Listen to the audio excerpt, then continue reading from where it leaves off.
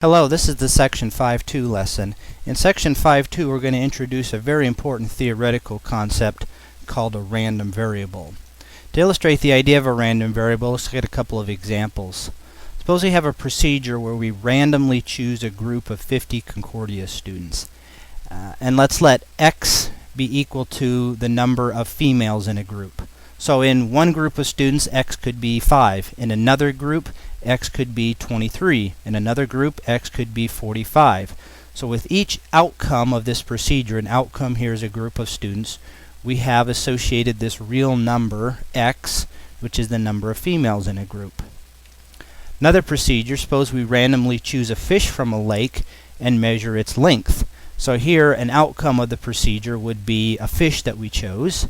And let's let x equal the length of the fish. So with one fish, the length could be 5 inches. With another fish, the length could be 14.36 inches. Again, with every single outcome, we have associated this real number, x, which is the length of the fish.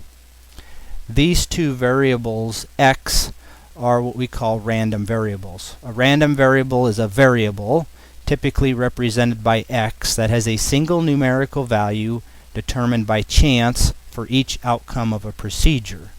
So the term variable here means that it could take on many different values. It says it has a single numerical value determined by chance for each outcome of a procedure. So with each outcome, we have a different value of this random variable x. There are two types of random variables, discrete and continuous. And in chapter 1, when we talked about different types of data, we also said we have discrete and continuous data, and here the definitions are very similar. Discrete random variable, the integers must be of a certain type, like integers. A continuous random variable, it can take on any value within some range. Again, just like discrete and continuous quantitative data. Now with every random variable, we have this associated probability distribution. Which is a description that gives the probabilities for each value of the random variable. It is often expressed in the format of a graph, a table, or a formula. In this section we're going to see distributions in the form of a table. Next section we're going to see them in the form of a formula. In next chapter we're going to see them in the form of a graph. Now in chapter 2 we talked about a frequency distribution, and a probability distribution is going to look very similar to a frequency distribution. At least in the form of a table. Okay. So to illustrate a frequency or probability distribution, let's look at this simple example of a very simple casino game. Suppose in this game we spin a spinner with 4 sections that are labeled 1, 2, 3, and 4. We win $1 if it lands on a 1, $2 if it lands on a 2, etc. And we pay $2.75 to play. So I have to pay $2.75 at the beginning of the game, and then I get back either $1, $2, $3, or $4. Okay. Now let's define this random variable x to be the profit from one play of the game. And what we mean by profit is we're going to take the winning, either $1, $2, $3, or $4, and subtract $2.75 that we had to play. So this is going to be our overall profit from one play of the game. Now x could be negative, meaning that we lose money, or it could be positive, meaning that we won money overall. So the question with this game, and with really any casino game, is should we play the game or not? If we're going to win money in the long run, then we should play the game. If we're going to lose money, then we should not play the game. So let's start setting up our probability distribution. So here we've got this table. Along the left side I've listed the outcomes of our procedure. Here is spinning the spinner. Our outcomes are either 1, 2, 3, or 4. Beside that, let's list our winnings. Well, the outcome is 1, we win $1. If it's 2, we win $2. In our next column, let's calculate the value of x. So for each one of these outcomes we're going to have a different value of x. So x is the winning minus $2.75. So for the first outcome, the winning, the profit x would be negative $1.75. If my outcome were a 2, my profit would be negative $0.75. Again, meaning that I lose 75 cents. If the outcome is 3, then x is a positive 0.25, meaning that I win 25 cents. If the outcome is 4, then x is a positive 125, meaning that I win $1.25. In the last column, we're going to calculate the probability of each one of those values of x. Well, for our first value of x, I'm going to profit that much if my outcome is 1. So the probability that x equals negative 1.75 is going to equal the probability that my outcome is a 1. Well, I have 4 sections on my spinner. Each one of them is equally likely, so the probability is simply 1/4, or 0.25. So that first 0.25 in that last column is the probability that x equals negative 1.75. Now the other probabilities are also 0.25, again because all of those outcomes are equally likely and they all equal 0.25. So these last 2 columns here constitute our probability distribution. And again, a probability distribution in the form of a table is just a 2-column table. The first column lists my values of x. The second column lists the probabilities of each one of those values of x. And it looks somewhat similar to a frequency distribution that we saw in Chapter 2, just that here we have probabilities instead of frequencies. Now, a lot of different tables could be probability distributions. Here's 2 requirements that all probability distributions must satisfy. First is that the sum of the right-hand column must equal 1, and the second is that each probability in that right-hand column is between 0 and 1. Now, the second requirement is true because all probabilities must be between 0 and 1, and there's nothing special or unique about these probabilities, so they too must be between 0 and 1. Now let's justify this first requirement. If I were to play the game once, it is certain, absolutely certain, that I will profit either negative 1.75, negative 0.75, or etc. I'm going to get one of those amounts because those are the only 4 possible amounts that are possible. Okay? So in terms of probabilities, the probability that x equals negative 1.75 or negative 0.75 or 0.25 or 1.25 will equal 1. Again, because it is absolutely certain that that event will occur. Well, the events that x equals 1.75 and x equals negative 0.75, those are all disjoint. It's impossible to profit a negative 1.75 at the same time that I profit negative 0.75. So those 4 events are disjoint.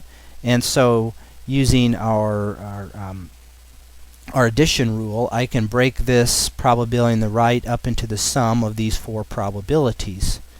Well, those 4 probabilities there are just exactly the probabilities that appear in the right-hand column of my distribution. And so this sum is simply the sum of the right-hand column. So that sum of the right-hand column has to equal exactly 1. Also associated with every random variable is the idea of the expected value. The expected value is fairly easy to calculate. It's denoted by E, and all we have to do is take each value of x, take it times its associated probability, and add it up. And the expected value is also called the mean. Okay. So for this particular random variable, here we see the formula for calculating the expected value. We see there the first value of the random variable, negative 1.75, times its probability of 0.25. And then we take plus the second value of the random variable, 0.75, times its probability, and we add and then we add all those up. And we get a negative 0.25. There on the right-hand side, you see the calculator commands for calculating this expected value. Okay, so we calculated the expected value of this random variable to be negative 0.25. Remember, random variable x represented the profit from one play of the game. So the expected value was negative 0.25. Let's talk about what this means and what it does not mean. This number means that if I play the game many times, the total profit, meaning the sum of the profits from all my games, divided by the number of times played, would be approximately negative 0.25. And the more times I play, the closer these numbers are. So this number, negative 0.25, does not mean that I will lose negative 0.25 each time. In fact, it's impossible to lose negative 0.25 each time because of the way the game is played. Nor does it mean that you will lose each time. Sometimes you will lose, sometimes you will win. What it does mean is that on average, in the long run, you will lose 25 cents each time. So on average, you're going to lose 25 cents each time. Now notice again that an expected value is like an average in the long run, just like a probability is. An expected value doesn't tell you what will happen on any one single play of the game, but it does tell you what will happen on average in the long run. So let's look about this in the more concrete terms. Suppose I play the game 100 times. I will lose on average 25 cents each time. So I take that times 100. So I'm going to lose $25. From the dealer's perspective, that means that they're going to profit $25. And this is how casinos make their money. In the long run, they know that players are going to lose money, which means that the casino is going to make money. So this right here answers my question. Should I play the game? No, not if you want to keep your money. This shows that in the long run, if you play the game many times, you're going to lose money. Now, associated with every random variable are two parameters called the mean mu and the standard deviation sigma. Now, these are both concepts that we talked about back in chapter 3, dealing with sets of data, and likewise, every random variable has a mean and a standard deviation. The mean mu is the exact same thing as the expected value e. Take each x value times its probability and add them up. Standard deviation is much more complicated to calculate. First we have to calculate mu, and then we take each x value, square it, take it times its probability, we add them up, we subtract mu squared, and then we take the square root of that whole mess. So to illustrate calculating a standard deviation, let's do the standard deviation for this random variable. And it's going to be helpful to organize our work in the form of a table here. So I've got my probability distribution here on the left, and then I've got this column x squared times p of x. So we're going to use this column to calculate the sum that's inside my formula. So we take each x value, square it, times its probability, and there we get our 4 results. Now I add up those 4 results, and that equals the sum that's inside of my formula.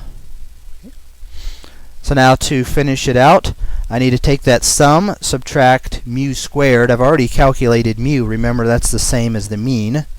And then I take the square root of that. Okay? So there's my sum, 1.314 minus mu squared, which is negative 0.25 squared. And then we take the square root of that, get 1.119. So that is the standard deviation of my random variable x. And there you see the calculator commands for calculating that square root. Now if you're a little more comfortable using the calculator, you can calculate this in one big step. You don't have to break it down into several small steps like we did. So here's the commands for doing it in one big step. If you do it in one big step like this, just make sure that you properly use parentheses and the minus and negative keys. But either way, you should get approximately same results. This result in one command is going to be a little more exact than in the other one, because the other one we round at different steps. Here we don't round until the very end. Okay.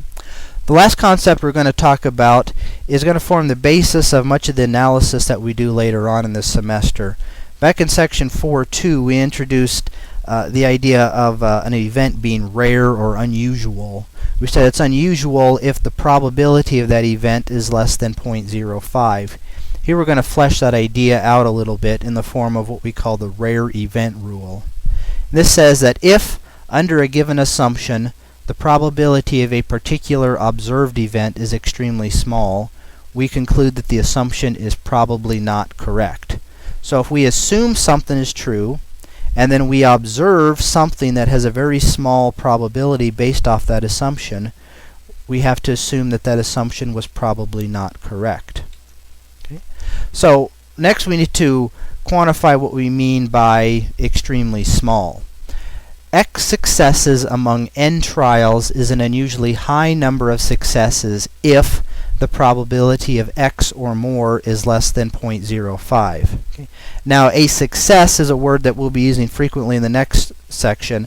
A success simply means that we observed whatever it is we were interested in. So if we observe something X times among n trials, that's an unusually high number of observances if the probability of X or more is less than 0.05. Here we're seeing that number 0.05 again. We're going to see it a lot throughout the rest of the semester. Okay. Now likewise, X successes among n trials is an unusually low number of successes if the probability of X or fewer is less than 0.05. Okay. So to illustrate this, let's look at this probability distribution. This distribution gives the probabilities of the number of Mexican Americans on a jury of 12, assuming that jurors are randomly selected from a population which is 80% Mexican American. So we've got this population that's 80% Mexican American. If we randomly choose a jury of 12, X here represents the number of Mexican Americans on this jury. P of X would be the probability of each one of those numbers. So for instance, the probability of getting exactly 8 Mexican Americans would be 0.133. The probability of exactly 5 Mexican Americans would be 0.003. The probability of exactly 1 Mexican American is listed as 0 plus.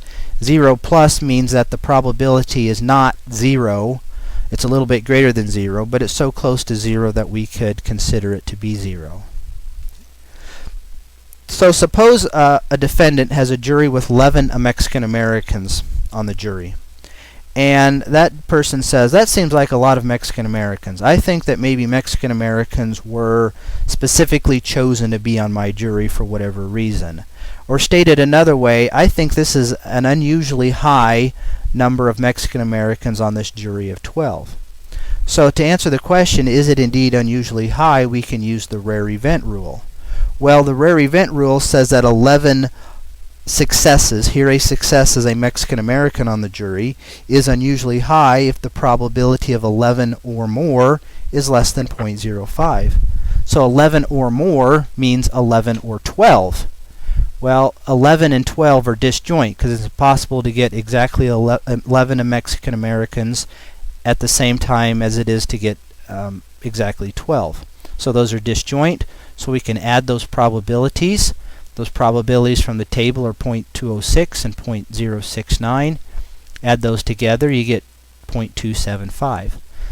So that is definitely greater than 0.05, so it is not unusual according to our rare event rule.